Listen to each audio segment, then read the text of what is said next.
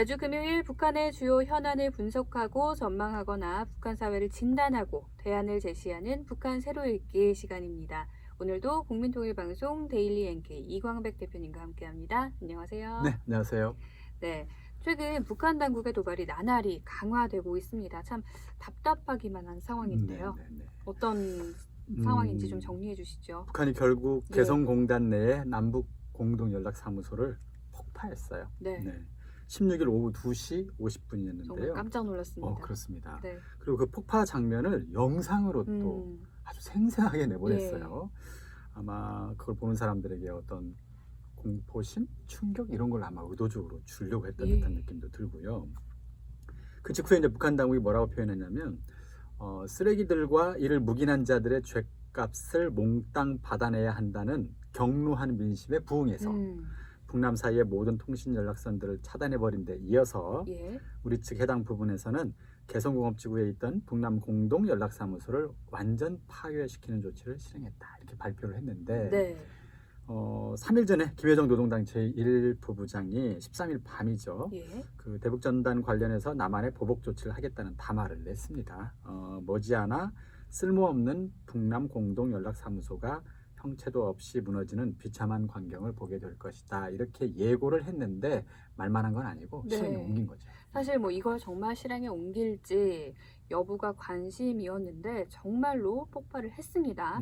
자, 일단 뭐 이번 이 남북 공동 연락사무소 폭파가 굉장히 역대급이다. 뭐 이런 이야기들이 나오는데요. 김정은 정권이 들어선 후 첫 도발은 어떤 도발이었나요? 사실은 김정은 위원장이 들어선 그 전으로 해서 한 도발은 이거보다 사실 더 큰 도발이 있었어요. 2010년 아마 여러분 기억나실 텐데 그때가 막 한참 김정일 위원장에서 김정은 위원장으로 3대 세습이 진행되던 시점인데 2010년 3월 26일 여러분 다 아시는 천안함 피격 사건이 있었어요. 그리고 11월 23일 연평도 포격 도발이 있었습니다. 이게 2010년에 한꺼번에 일어나요. 이 한 해에 일어났던 그렇죠. 사건이죠. 천안함 피격 사건 같은 경우는 그 밤 9시 20분쯤에 그 한국의 백령도 남서쪽 약 1km 지점에서 천안함이 훈련을 하고 있는데 북한 잠수정의 어뢰에 피격을 당합니다. 그래서 한 반파가 되고 반절 정도 선체가 파괴가 되면서 침몰한 사건이었고요. 이 사건 때문에 실종 사망한 승조원이 46명이 있었죠. 정말 뭐 마음이 많이 아팠던 사건이고 또 어뢰 공격에 침몰한 충격적인 사건이었습니다. 그렇죠. 자, 그 이후에 또 연평도 포격이 있었는데요. 또 그만큼 또 큰 충격을 줬었죠. 천안함도 엄청난 도발이었는데 연평도는 그보다 더한 도발이었죠. 11월 23일 오후 2시 34분 이번 그 사무소 폭파한 것과 비슷한 시간대네요. 서해 연평도의 한국 해병대 기지와 심지어 민간인 마을에 해안포와 곡사포로 추정되는 포탄 100여 발을 발사했어요. 그래가지고 그 포격 도발로 해병대 2명 사망했고요. 16명이 중경상을 입었고요. 가장 중요한 대목 이 대목인데 민간인 2명이 사망했고요. 10명이 부상을 입는.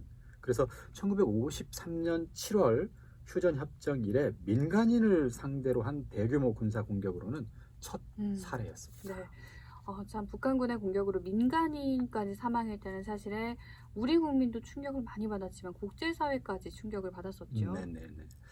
근데 이제 그 당시 도발을 몇 가지 눈에 띄는 점을 좀 짚어보면 2010년 천안함 공격, 연평도 포격 도발 후에 그 1년도 채 안 되고 몇 달 후에 2011년인데 북한 당국이 대북전단 발원지를 격파 사격하겠다고 협박을 하기도 했었어요. 그래서 북한은 당시에 김정일 정권과 김정은으로의 권력 세습을 비판하는 내용이 전단에 많았거든요. 그래서 이것에 예민하게 반응을 한 거예요. 2011년 2월 27일 날 임진각 등 그 북한식 표현대로라면 심리전 발원지를 조준 사격하겠다 이렇게 협박을 했고 또 확성기도 조준 사격하겠다 이렇게 위협을 했습니다. 그러니까 이번의 도발과 양상이 비슷한 그런 상황입니다. 그러네요.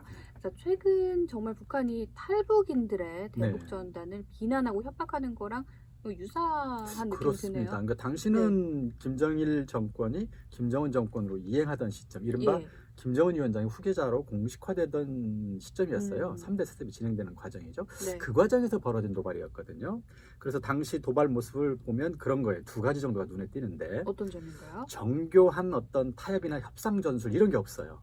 그리고 기습적이고 직접적인 무력 타격을 그냥 감행해 버렸습니다. 네. 그래서 어디에 초점을 맞춘 거냐면 최대한 이 새로운 후계자의 강력한 모습을 과시하는데 초점을 맞추고 있었던 것이죠. 예. 그리고 두 번째, 수령에 대한 충성심을 과시하는 그런 내용을 자꾸 도발 과정에서 내세운다는 거예요. 전담 배포 지역을 조준 사격하겠다 이렇게 위협하는 것도 수령에 대한 충성심을 우리 김정은 위원장이 네. 높이 가지고 있다 이런 걸 이제 시위하기 위해서 자꾸 그런 모습을 보였었는데 네. 이제 북한에서는 후계자의 대표적인 자질 가운데 두 가지를 강조하고 싶은 것 같아요. 하나는 수령에 대한 충성심이 매우 높다는 점을 보여줘야 되고 네. 두 번째는 적과 당당히 맞서는 모습, 그래서 강력한 지도력이 있다는 점을 어필해야 되는 것이죠. 그래서 이른바 후계자의 업적 쌓기 의도를 가진 도발이 2010년에 있었는데 이번 도발도 최근 그 김여정 부부장을 내세워서 진행하고 있는 이 도발도 그때 당시와 모습이 유사하다는 것이죠. 네, 자 그렇군요. 그렇다면 그 이후 북한의 도발도 좀 살펴보면 좋을 것 같은데요. 그 네네. 이후의 도발에는 어떤 게 물론 뭐 있었나요? 크고 작은 도발은 거의 네. 매년 있었습니다. 근데 이제 이런 업적 쌓기 도발과는 조금 성격이 다른 도발은 2016년과 17년 동안 이어지는 네. 연이은 핵실험 그리고 중장거리 미사일 개발과 관련된 것이 많습니다. 예. 당시 2016년에 4차 핵실험을 하고요.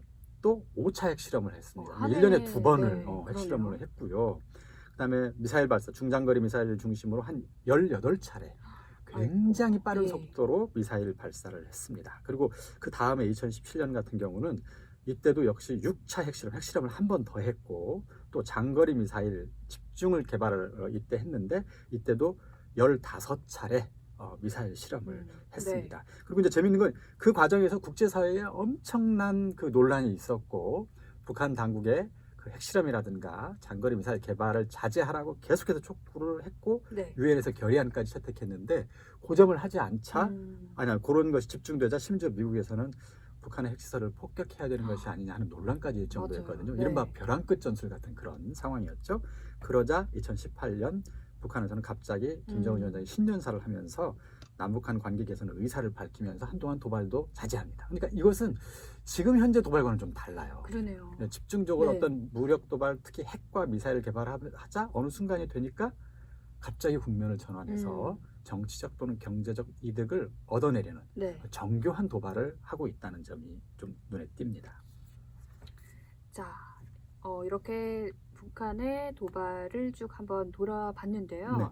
자, 2019년 북미 회담이 결렬되면서 북한의 협상 전략이 성과를 거두지 못했습니다. 네. 북미 회담 결렬 이후에 최근 김여정 부부장이 주도하는 대남 도발 직전까지는 그렇다면 어떤 대외 전략을 구사했나요? 네, 사실 2016년, 17년 그리고 18년 이때까지는 아까 얘기했던 것처럼 핵실험이라든가 미사일 개발을 굉장히 빠른 속도로 예. 그리고 자주 하면서 이제 국제사회를 압박한 다음에 대화로 국면을 전환해서 경제 제재를 풀려는 예. 이런 굉장히 지능적인 벼랑 끝 전술을 구사를 하다가 결국 뭔가 잘 되는 듯한 분위기였는데 2019년에 북미 회담이 결렬돼 버리죠. 네, 그러면서 북한은 어떤 식의 도발을 하냐면 핵실험이라든가 또는 장거리 미사일 개발은 일단 그 시점에는 안 하긴 합니다. 예. 그러나 단거리 미사일 발사를 지속적으로 합니다. 2019년에는.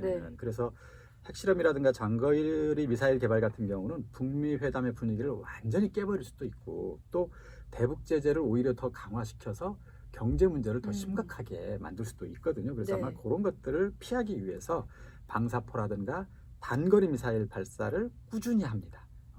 그래서 이제 이런 모습을 2020년 초반까지 최근까지 그런 모습을 비치다가 이제 가장 최근에는 미국이 협상에 네. 안 나서면 우리가 전략 무기를 새로 개발하겠다 이런 식의 협박을 하긴 합니다만 네. 일단은 중저강도 강도가 낮은 도발을 한 1년 정도 해오고 있는 상황이죠. 네, 말씀해 주신 대로 지금 네. 대북 제재가 워낙 북한을 약간 조여가고 있는 그런 상황이라서 네. 지금 이렇게 강력한 도발을 한다면 북한에도 도움이 안 될 것 같다는 생각이 드는데 네네. 자, 그랬던 북한이 돌연 김여정 부부장이 앞장서서 작년과는 다른 이런 대남 도발을 하는 이유는 무엇일까요? 일단 그동안 뭐 크게 문제를 이제 최근에는 그렇게 네. 눈에 띄지 않던 탈북자 전단 살포 비난, 이게 2010년에 예. 굉장히 강력했잖아요. 네. 10년, 11년, 12년. 근데 이것이 다시 2020년에 다시 등장을 했다는 점이 눈에 띄고요. 예.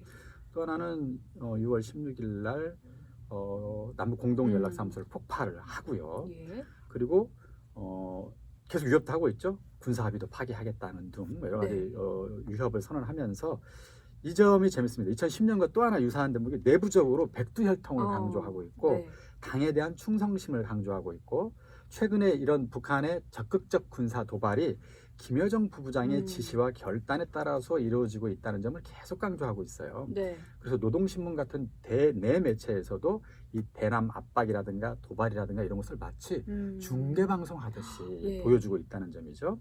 그래서 이것이 2010년에 김정은 위원장이 후계자로 지명되면서 보였던 그 도발의 어떤 형태라든가 모습과 공통점이 많습니다. 그래서 아까 얘기했던 것처럼 정교하게 네. 협상 전략까지 구사하면서 정치적 경제적 이득을 얻는 주변국으로부터 이런 도발과는 약간 느낌이 다르다는 것이죠. 네. 마치 대외적으로는 눈을 감고 막 주먹을 휘두르는 것 같은 네. 그런 모습이, 정교한 모습이 좀 아니고요. 감정적인 그렇죠. 모습 같기도 그리고 하고요. 대내적으로는 네. 주민과 당을 향한 메시지, 백두혈통, 당에 대한 충성심, 그리고 김여정에 대한 충성심, 이런 것, 그러니까 내부를 향해서 더 열심히 네. 이 이야기를 하고 있는 이런 대목, 이걸 종합해 보면 김여정 부부장의 권력 강화 그리고 업적 쌓기를 위한 도발로 일단 눈에 비춰지긴 합니다. 네. 자, 그렇다면 2010년에요. 김정은 위원장이 이 후계를 이어받는 과정에서 천안함을 침몰시키고 또 연평도를 포격해서 민간인까지 공격을 했습니다. 네. 김여정 부부장의 권력 강화라면, 그렇다면 이번에는 이 도발 수위가 어디까지 갈까요? 일단 탈북자의 대남 전단 비난했고요. 네. 그리고 또 행동으로 옮긴 것이 연락사무소 폭파한 거예요. 그리고 지금 이제 예고한 걸 보면 지피를 재설치하겠다. 예. 그리고 심지어는 북에서 이제 자기들도 전단을 남으로 살포하겠다. 그리고 네. 군사 합의 파기하겠다. 일단 예고는 여기까지 했습니다. 예. 자, 그렇다면 이 예고를 실행에 옮긴다면 군사 합의 파기까지는 실행할 가능성이 배제할 수 없다고 봐야 네. 되겠죠. 다만 남한에 대한 군사적인 직접 타격은 현 단계에서는 언급하고 예. 있지 않습니다. 그래서 주로 북한 내부에서 김여정의 카리스마 있는 강력한 모습을 보여주는 수준에서, 그러나 남한을 직접 군사적으로 타격하지는 않는 수준에서 마무리될 가능성도 있다고 봅니다. 네.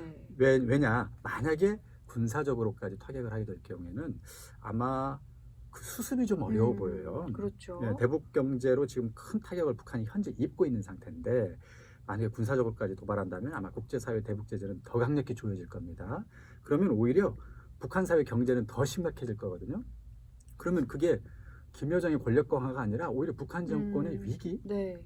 김여정의 권력 약화, 이런 걸로 이어질 가능성을 배제할 수 없기 때문에 그렇게까지 무리하지 않을 가능성이 있다고 봅니다. 다만 그럼에도 불구하고 제보에 따르면 지금 김여정의 업적 쌓기가 지금 5월 말부터 6월 초에 집중 진행이 되고 있는데, 예. 그 이전에 북한이 작년에 김정은 위원장이 선언했던 전략 무기를 미국이 보게 될 거다, 이렇게 협박을 했잖아요. 네. 그걸 위해서 준비를 다른 축에서 하고 있어요. 그러니까 김여정 부부장의 업적 쌓기와는 별도로 네.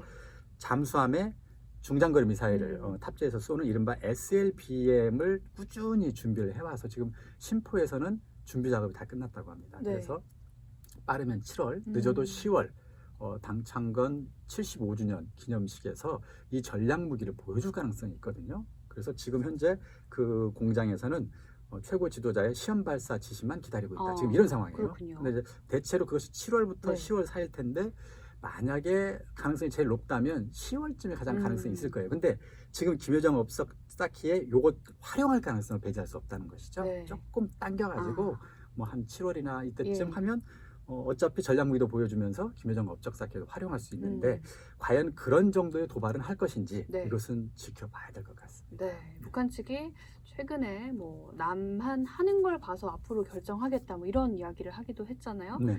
직접적인 무력 도발로는 절대 이어지지 않았으면 하는 바람입니다. 아마 그렇게 된다면 네. 아마 제가 보기에는 북한 정부도 감당하기 어려운 상황이 될 거고요. 아마 네.